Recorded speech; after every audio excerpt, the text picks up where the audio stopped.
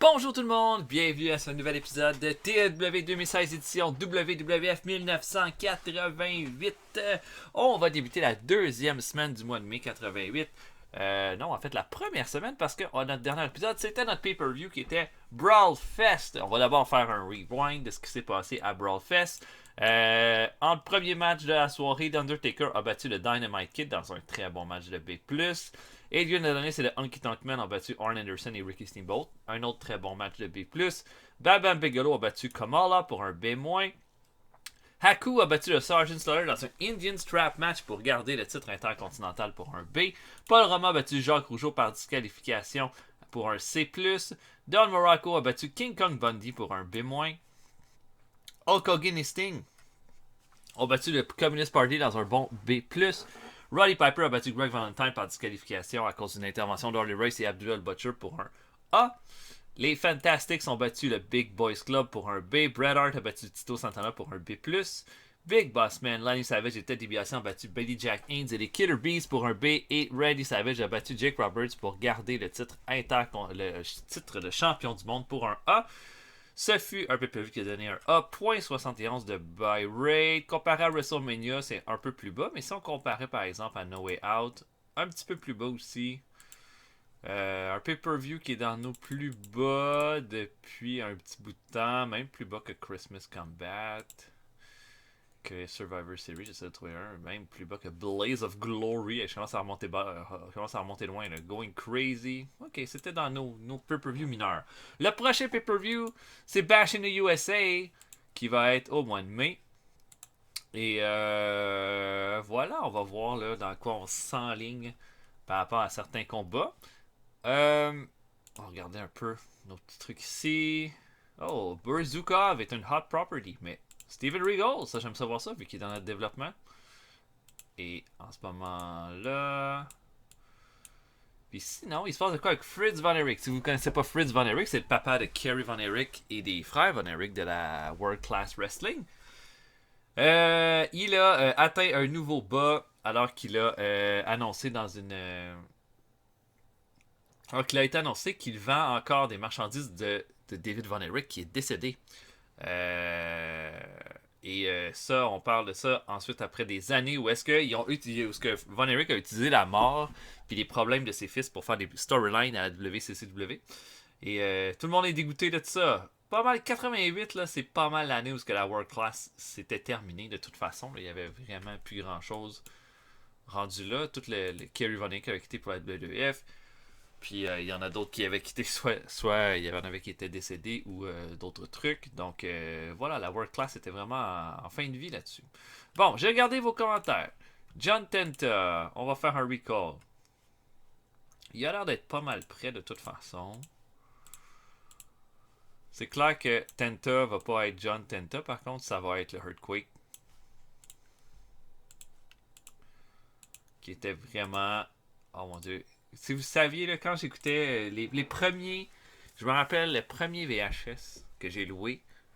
Le premier match, c'était Kerry Von Erich contre Mr. Perfect. J'avais vraiment beaucoup aimé ce combat-là. Le Texas Tornado m'avait beaucoup tapé dans l'œil. Puis le deuxième combat, c'était Earthquake contre Tito Santana. Puis je me rappelle de ce match-là, c'était tellement bon. Puis, opener. Fait que ça, c'en est un, là. Va vraiment falloir qu'on le travaille. Je pense qu'il y a vraiment de quoi faire avec lui. Puis ce combat était tellement bon, mais je détestais tellement Earthquake. C'était lui qui était un peu au top à cette époque-là parce qu'il feudait avec Hulk Hogan. Il gagnait pas vraiment tant que ça, par contre. Ok, bon, ok. Pour Piper, on va lui donner 5000. Faut que son moral baisse. Puis Morocco, là, qui mérite un peu de soucis. Bon, rien change, mais c'est pas grave.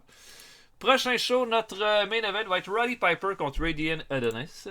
Et nos champions en ce moment intercontinental avec une défense de titre, c'est Haku.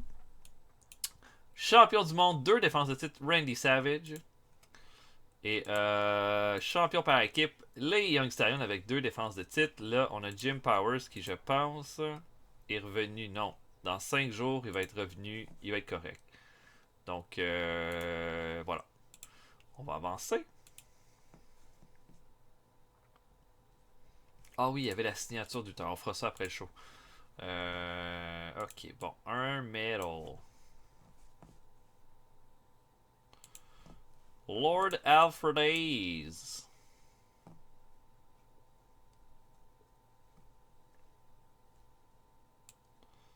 C'est de trouver un ami pour Lord Alfred Hayes avec Bobby Heenan? Non? Ok. Donc, je book Roddy Piper contre Adrian Adonis dans le main event. Je book ça. On se voit après. À tantôt, tout le monde. Ok, on ouvre ça. Pre-show, Rick Steiner affronte le Brooklyn Brawler. Pour Rick Steiner, on n'a vraiment rien pour lui dans le moment, mais ça va venir. Là. Je pense qu'il est en train de se développer.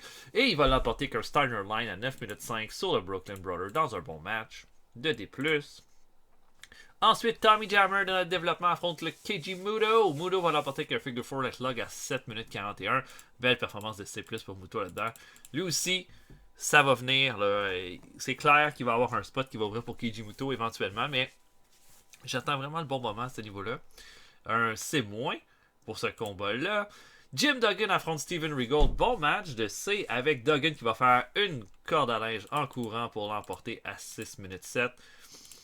Duggan va avoir un spot ce mois-ci. D'ailleurs, ce mois-ci, il va quand même y avoir pas mal plus de mid-carder qui vont avoir des spots dans le pay-per-view. Et dernier combat de pre-show, Mike Davis et Owen Hart affrontent le Big Boys Club.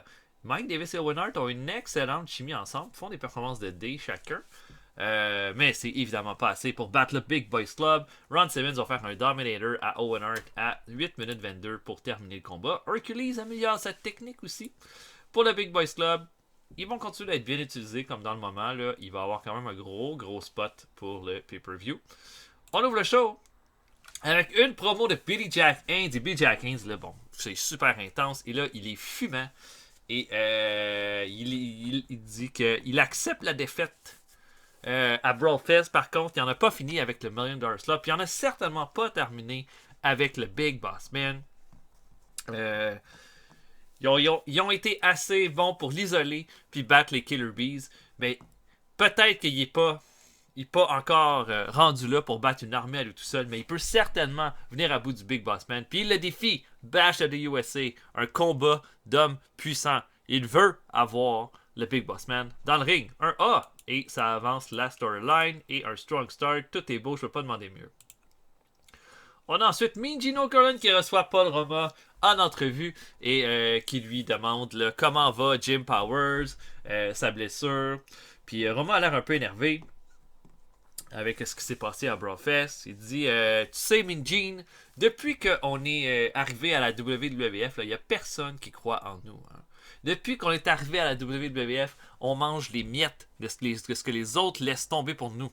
On a commencé dans le bas de carte à affronter là, n'importe qui, à se faire battre certains soirs par des adversaires qu'on n'aurait pas dû perdre, puis à gagner surtout contre des adversaires qu'il y a beaucoup de gens qui nous auraient pas voulu, qui n'auraient pas voulu qu'on gagne. Puis maintenant, on est champion. On est champion par équipe parce qu'on s'est battu, parce qu'on a du cœur, parce qu'on n'a jamais abandonné moi puis Jim. Puis malgré ça, vous direz que certains continuent de considérer des équipes comme les Fantastics ou les British Bulldogs comme des équipes qui sont meilleures que nous. Mais la vérité, c'est que on est là où est-ce qu'on en est parce qu'on est. On a montré du cœur parce que personne n'a été capable de nous battre depuis pratiquement 6 mois. On est les tops. Puis là maintenant, les Rougeaux pensent qu'ils sont meilleurs que nous. Ils arrivent et ils nous montrent aucun respect. Puis ils nous montrent aucun respect, non seulement ça, ils blessent mon partenaire. Puis non seulement ça, ils sont même pas capables de me vaincre. Dans le ring, ils se font de la disqualification. Puis ça, c'est absolument inacceptable. Et là va arriver Jacques et Raymond. Et là, ils sont hyper arrogants. Ils arrivent avec leur petit drapeau là, des États-Unis, là, des American Boys. Et c'est Raymond qui va prendre le micro pour dire t'as raison sur une chose dans ce que t'as dit, c'est qu'on te respecte pas. Pas vraiment. Puis on pense que vous êtes clairement pas prêts à être des champions par équipe, alors que nous, on a été des champions au Québec. Mais on arrive en tant que des bons American Boys pour devenir le visage des États-Unis. Puis clairement, vous pouvez pas être champion parce que Jim Powers est juste trop fragile. Puis toi, t'es pas capable d'accepter. Comme t'as des problèmes de colère, puis tout ça. Et Jacques Rougeau dit que prend le micro pour dire Le combat s'en vient, Paul. On aimerait ça là, que Jim Powers soit en forme cette fois-là pour le combat parce que c'est vraiment triste à voir. Là. Mais on se voit. On se voit à Bash de USA, puis vous en faites pas. Là. Le martyr va se terminer. Vous allez retomber où est-ce que vous méritez d'être dans le bas de carte à affronter des jobbers. Et voilà, on termine ça là-dessus. Bon petit segment 1C. Marty Jannetty affronte King Kong Bundy. Et c'est un squash. Comme vous vous en doutez, là, Bundy a perdu contre Morocco pay-per-view. Il est absolument furieux. Il va barouetter Marty Jannetty pendant quelques minutes. Et il va terminer ça avec un avalanche. King Kong Bundy améliore son performance skill avec ce combat-là. Un B, c'est très bien. On a ensuite un combat. Hulk Hogan et Sting affrontent Abdullah the Butcher et Greg Valentine. Bon match de B entre les 4 lutteurs. On continue. Là, c'est moins de performance pour Sting, fait que ça se développe pas mal à ce niveau-là. Au final, Hulk Hogan va faire un big leg drop à Abdullah the Butcher pour aller faire le pin à 13 minutes 44. Dans un combat, un bon combat, un combat de B, c'est très bien. Hulk Hogan améliore son Rumble skill, Greg Valentine son Performance skill. Donc voilà, très satisfait. A plus de performance pour Hulk Hogan, évidemment. Promo des Fantastics qui disent que le Big Boys Club c'était leur plus grosse victoire depuis qu'ils ont commencé à WWF. Les moments, les gros moments ne font que s'accumuler. Maintenant, c'est le temps d'avoir un autre défi. Ils ont vu ce que le $1 Million Corporation a fait à Brawlfest. Ils pensent que le prochain défi, si Billy Jack Haynes est pour avoir le Big Boss Man, Bobby Fulton et Tommy Rogers, ce qu'ils veulent, c'est Ted DiBiase et Lanny Savage dans le ring rapidement pour montrer là, que non seulement ils sont capables de battre des équipes, ils sont capables de battre des clans, puis ils sont capables de montrer qu'ils continuent de monter dans les échelons de la WWF. B-.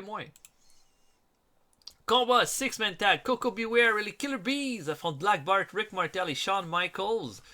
Un match pour Shawn Michaels que je sais pas, on le teste un peu dans ce combat-là. On a beaucoup de lutteurs de mid-card là-dedans ou de plus bas de carte. Meilleure performance revient à Rick Martel.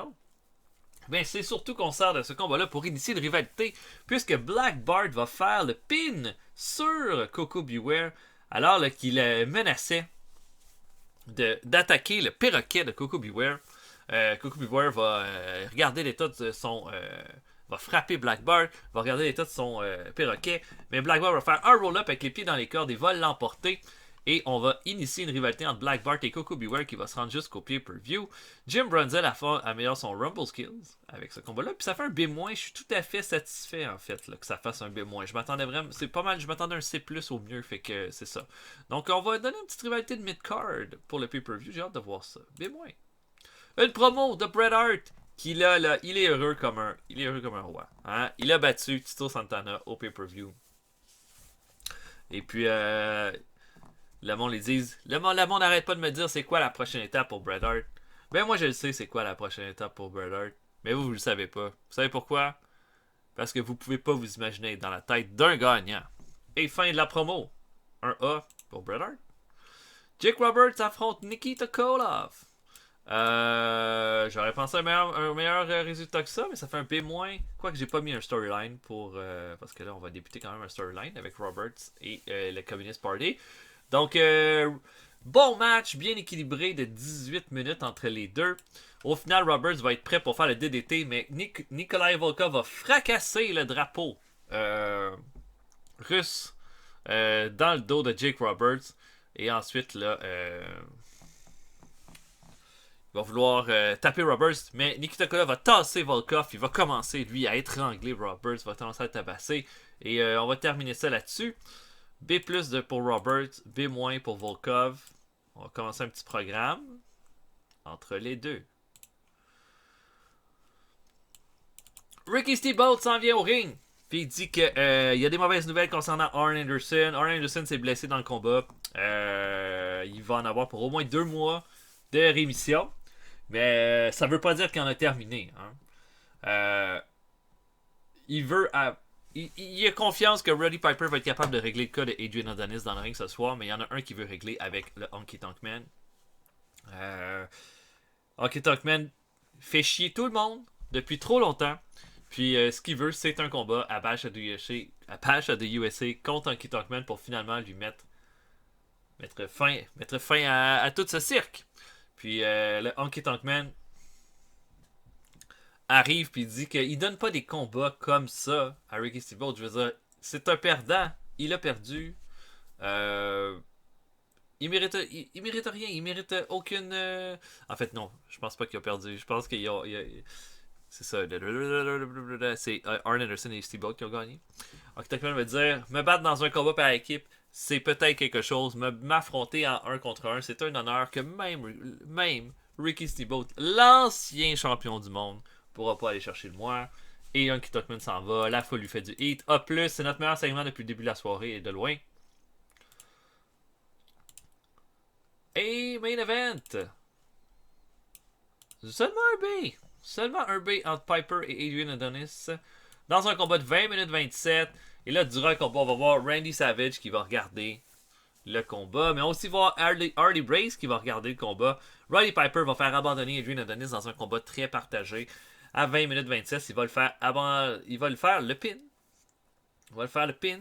Alors que Adonis va profiter que l'arbitre va pas pour prendre la chaise. Piper va puncher la chaise dans le visage de Adrian Adonis et va lui donner un bon chair shot et va aller chercher le pin.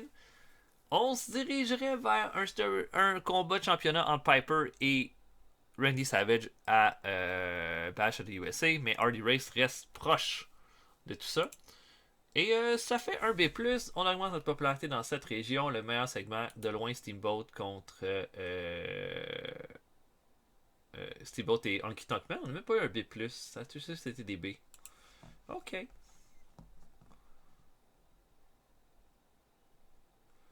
Don Fargo.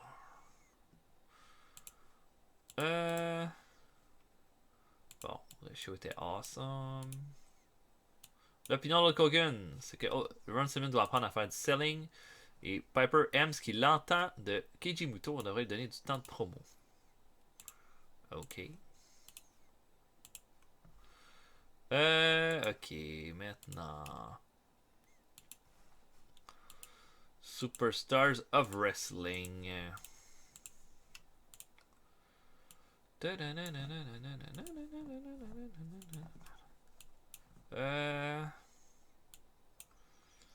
Qui je pourrais bien utiliser.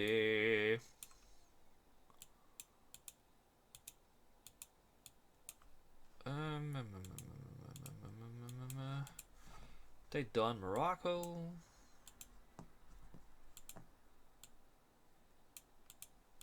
On a déjà utilisé Rick Martel. Volkov. Non, on va faire Don Morocco contre Manny Fernandez. À Superstars of Wrestling, ça devrait être un bon match. Et avançons.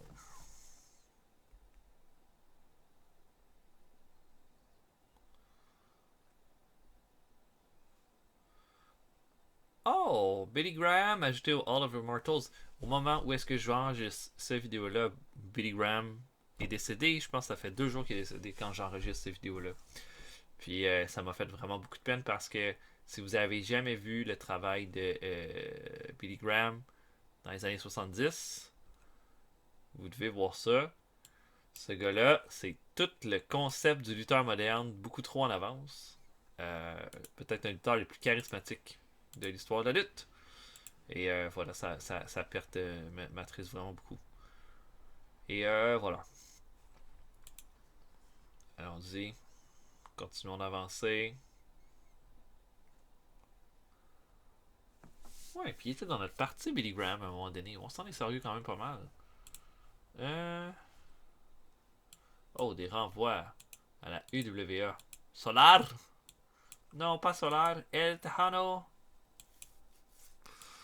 Virano. Ok, Chris Benoit est blessé. Solar.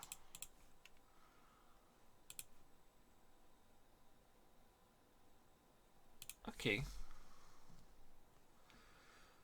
Bon, qu'est-ce qu'on a comme incident? Dave Boy Smith et Hercules. Et Boy Smith était énervant et a tabassé Hercules alors qu'un combat a eu lieu entre les deux. Une amende. Voyez, ça, j'ai pas content. Bret Hart est très content. Jim Hart est content. Dynamite est content. Hercules dit que c'est soft. Ok. Don Morocco et Bob Orton Jr. ont été des idiots en backstage ils ont attaqué physiquement Tito Santana. What? Qu'est-ce qu'on fait avec ça? J'ai pas le goût de suspendre Morocco. En même temps, ils ont attaqué Tito Santana. C'est une suspension. On va utiliser Morocco d'une autre façon. Fait que Bob Orton... Ok, Morocco améliore son attitude. Morocco est très content.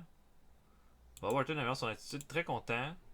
Bigelow est content. Tito Santana est content. J'aurais dû faire ça pour l'autre match. Bon, là, j'ai pas mon main event. Il faut que je change un combat pour le pay-per-view à cause de ça. Parce que j'avais quand même booké Morocco. Bon, Borken Brother, on va y trouver un ami.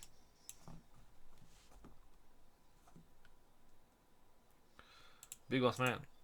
Non. Ok, fait que notre main event marche plus. Fait que je vais en trouver un autre. Et puis, on va se voir après. À tantôt, tout le monde. Ok, on ouvre ça. Pre-show. Special Delivery Jones affronte Norman Smiley. Lutteur local. SD Jones va finir le combat à 6 minutes 22. Smiley améliore son performance skill. Pour SD Jones, il n'y a vraiment rien à faire. Là. On va attendre que son contrat se termine. Puis ça va être terminé pour lui. On le garde par respect, pas mal rendu là. Danny Spivey affronte Curtis Huge. Combat absolument épouvantable. De E+. Spivey va l'emporter avec un Bulldog à 9 minutes 51. Curtis Hughes améliore son performance skill avec ce combat-là. Pour Spivey, il n'y a vraiment pas grand-chose à faire à ce niveau-là, à mon avis, là, mais on verra. Brian Pillman affronte le Brooklyn Brother. Le Brooklyn Brother va aller chercher une rare victoire en faisant le pin sur Pillman à 7 minutes 51 avec le pied dans les cordes. On lui donne une petite victoire comme ça. Là. Je pense que ça va. C'est pas mal plus pour se tester Pillman, qui est un meilleur lutteur, mais qui est encore en développement à ce niveau-là. Et ensuite, Tom McGee affronte Buzz Sawyer dans un bon match. Mon Dieu, peut-être le meilleur combat de la carrière de McGee. C'est plus. Peut-être qu'il a déjà fait un B-. Peut-être. Mais Sawyer va y sortir un bon match. Puis il n'y a plus aucun négatif là, avec McGee par rapport à ses bases de lutte. Donc voilà, c'est plus. Notre meilleur combat de pre-show qu'il aurait cru. C'est Tom McGee qui l'a. On ouvre le show. On a Adrian Adonis qui est le Flower Shop. Il reçoit Davey Boy Smith. En entrevue, et Adonis dit que avant l'entrevue, il faut absolument pas parler de la défaite que j'ai eue contre Roddy Piper cette semaine. Sinon, c'est la fin de l'entrevue. Davey Boy Smith en a rien à battre de la défaite de Adrian Adonis. Mais au lieu de ça, il commence à parler de la défaite de Davey Boy Smith au pay-per-view à Davey Boy Smith, qui commence vraiment à s'énerver. Puis là, il dit, est-ce que c'est parce que le fait que tu sois seulement en simple et pas en équipe, c'est ce qui expliquerait pourquoi tu t'es pas capable de percer. Parce que t'es juste pas un lutteur... un lutteur fait pour ça, puis tout ça. Et puis finalement, Bison va se lever, va le confronter. Mais finalement, c'est Dynamite Kid qui va être derrière. En tout cas, est-ce que je me trompe? C'est Dynamite Kid qui a affronté l'Undertaker, je pense. En tous les cas, là, imaginez-vous que c'est celui qui était blessé, là, qui apparaît derrière Adonis. Et puis là, Adonis commence à parler de la merde contre le partenaire et tout ça. Puis là, il voit pas que le partenaire est derrière lui. Tout ça, il se retourne et là, il y a la grande face. Et les deux Bulldogs vont prendre la tête de Adonis et vont le lancer dans un tas de pots de fleurs et vont le laisser comme ça. Les Bulldogs sont réunis, tout le monde est content et Adonis s'est fait humilier. Voilà, un A, excellent pour commencer. Un match entre Corporal Kirchner et Demolition Axe, bon match de 13 minutes 15 et au final, Kirchner va battre Axe avec un powerbomb.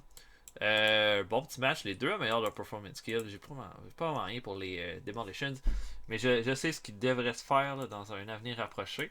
Mais voilà, un B. En tout cas, c'est ça qui compte, un bon match. Combat par équipe par des gars là, pas trop utilisés. Outback Jack et Pietro Jr. affrontent Jeff Jarrett et l'Assassin. Bon petit match et au final, Outback Jack va aller chercher la victoire pour son équipe avec un boomerang sur Jeff Jarrett. C'était vraiment une question de tester pas mal tout le monde. Pietro et Jarrett sont les deux meilleurs dans le ring. En termes de performance, Outback Jack améliore son performance skill. Le résultat est vraiment pas si mal avec un C. Je suis très satisfait. Et notre main event, en remplacement de Don Morocco, Sergeant Slaughter affronte Manny Fernandez dans un bon match, un bon brawl entre les deux lutteurs. Au final, Slaughter va faire un Cobra Clutch à Manny Fernandez et l'emporter à 15 minutes 13. Performance de C+, pour Slaughter et de C pour Fernandez. Manny Fernandez améliore son performance skills. Et on termine ça avec une promo de Bam Bam Bigelow. Et une bonne promo à part ça. Il dit que il s'est débarrassé de son ancien partenaire, Kamala. Maintenant, c'est le temps de revisiter les choses pour effacer les erreurs du passé. Être avec Kamala, c'était une erreur. Il a effacé ça. Il a perdu le tournoi pour le titre intercontinental, puis il a perdu contre Haku, qui est devenu le champion final. Il veut effacer cette défaite-là. Et il veut un combat contre le champion intercontinental à Bash in the USA. Et il est le prochain contender logique. B+, et on améliore le heat, augmente pour la rivalité avec ce combat-là. On peut pas demander mieux. Donc voilà, je pense que ça va être bon en plus. Bigelow, moi j'aime ça l'idée que le titre intercontinental en ce moment, ça soit un titre quasiment de Big Boys. Avec Haku, Slaughter, puis tout ça. Vraiment cool.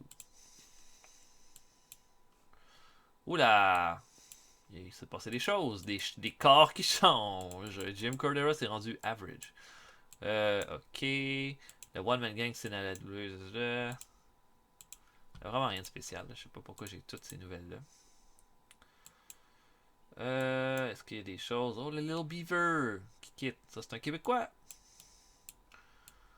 Ok, vraiment rien de spécial. Et que là, maintenant, on s'en va au Japon. Qu'est-ce qu'on veut avoir comme main event?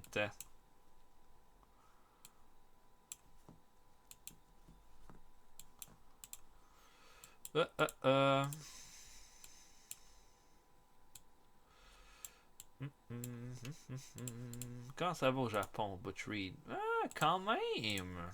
Ok.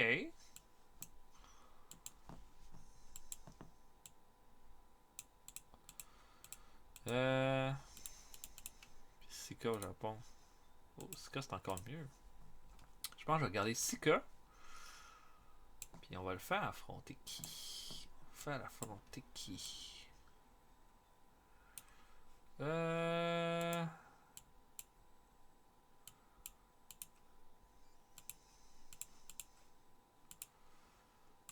Non, pas les Fantastiques.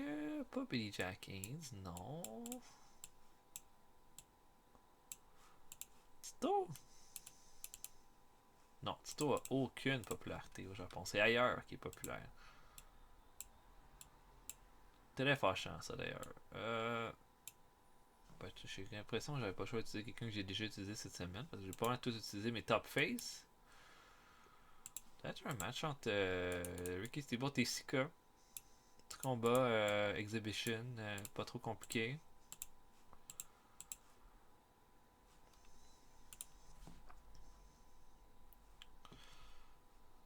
Let's go to Japan.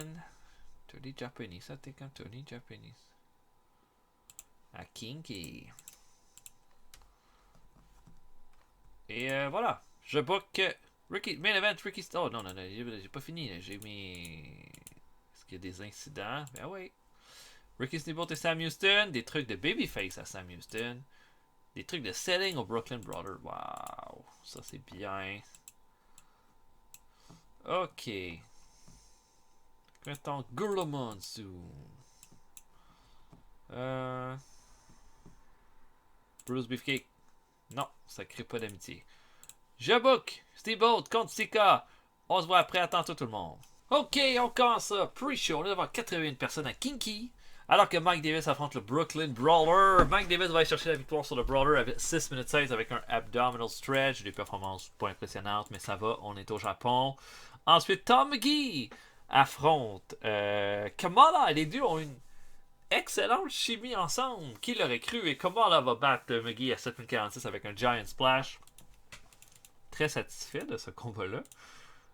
Scott Putski affronte Dino Bravo. Bravo va terminer le combat rapidement à 5 minutes 37 avec un Sidewalk Slam.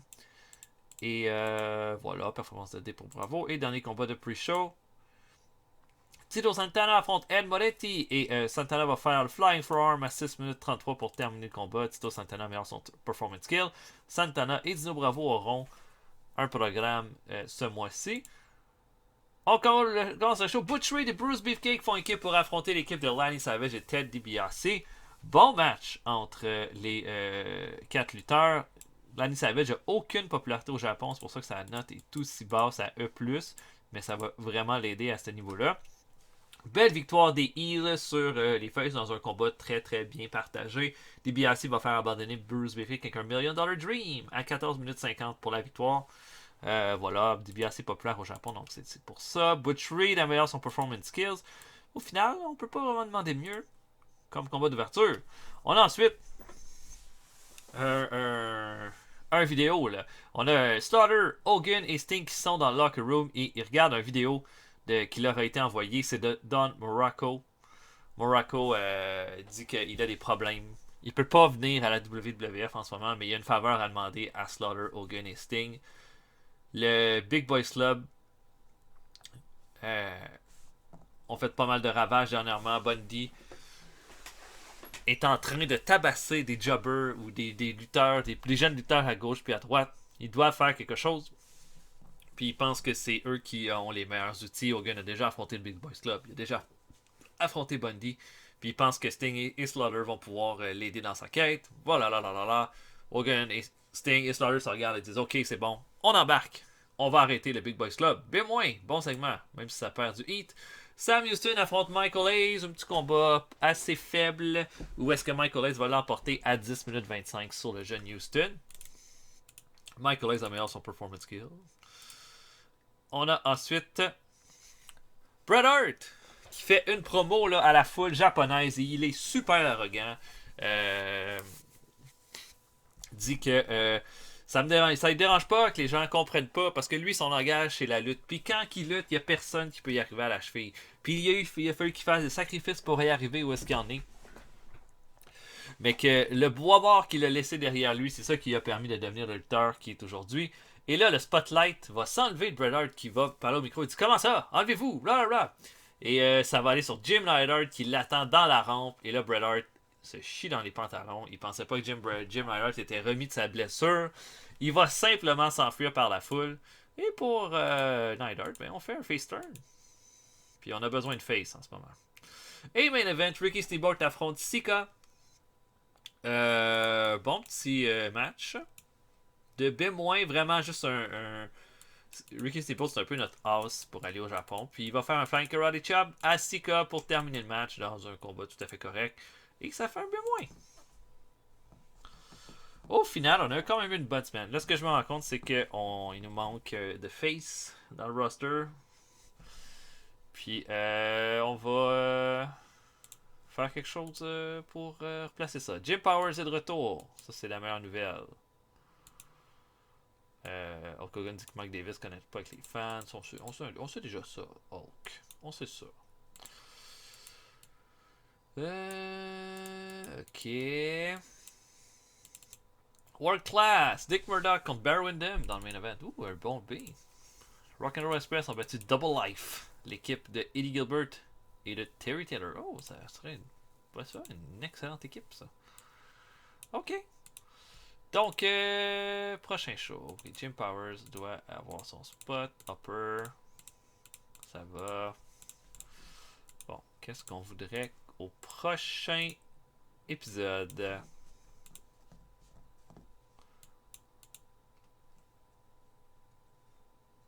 J'aurais mis Davey Boy, mais peut-être pas Davey Boy.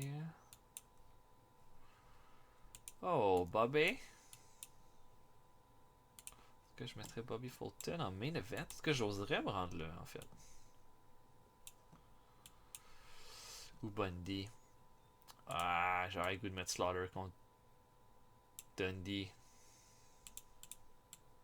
Contre Bundy. Ça va être notre main event. Sergeant Slaughter contre King Kong Bundy. Prochain Prime Time Wrestling. Je pense que ça va être un petit peu mieux. Sinon, ça va été Bobby Fulton contre Ted DiBiase, qui aurait été sûrement un bon match aussi. Mais je sais pas. I don't know about that. Ok. Donc, voilà pour ça. J'espère que vous avez apprécié. Là, je m'en vais mettre, peut-être vous surprendre avec une petite signature pour agrémenter le roster face. Puis après ça, ben, on se verra pour un prochain épisode bientôt. Salut tout le monde. À la prochaine.